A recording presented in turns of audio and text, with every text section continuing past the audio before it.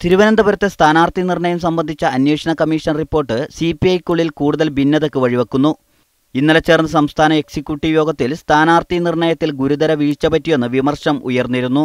നേതൃത്വത്തെ തെറ്റിദ്ധരിപ്പിച്ചതിന് തിരുവനന്തപുരം ജില്ലാ secretary Venjaramoodu ശശിയും fund വിനിയോഗത്തിലെ ക്രമക്കേടിന്റെ പേരിൽ സംസ്ഥാന നിർവാഹക സമിതി അംഗം പി രാമചന്ദ്രൻ നായർക്കുമെതിരെ കടുത്ത നടപടി വേണമെന്നും അഭിപ്രായമുയർന്നു. വെഞ്ഞാറുമൂട് ശശിയെ സെക്രട്ടറി സ്ഥാനത്ത് നിന്ന് മാറ്റണമെന്ന് ഭൂരിഭാഗം പേരും യോഗത്തിൽ ആവശ്യപ്പെട്ടു. ബെനറ്റ് എബ്രഹാമിനെ സ്ഥാനാർത്ഥിയാക്കുന്ന കാര്യത്തിൽ മുതിർന്ന നേതാവ് സി ദിവാകരന് സംഭവിച്ചത് ഗുരുതരമായ ജാഗ്രതാക്കുറവാണെന്നും അംഗങ്ങൾ വിമർശിച്ചു. ബെനറ്റ് എബ്രഹാമിനെ തിരുവനന്തപുരത്ത് സ്ഥാനാർത്ഥിയാക്കിയതിൽ പാർട്ടി നിലപാടിന് വിരുദ്ധമായ കാര്യങ്ങൾ നടന്നെന്നായിരുന്നു സിപിഐ നിയോഗിച്ച അന്വേഷണ കമ്മീഷന്റെ കണ്ടെത്തൽ.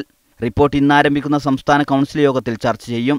കമ്മീഷൻ റിപ്പോർട്ട് തത്വത്തിൽ അംഗീകരിച്ചതോടെ ആരോപണ വിധേയരായ നേതാക്കൾക്കെതിരെ നടപടി ഉറപ്പായിരിക്കുകയാണ്.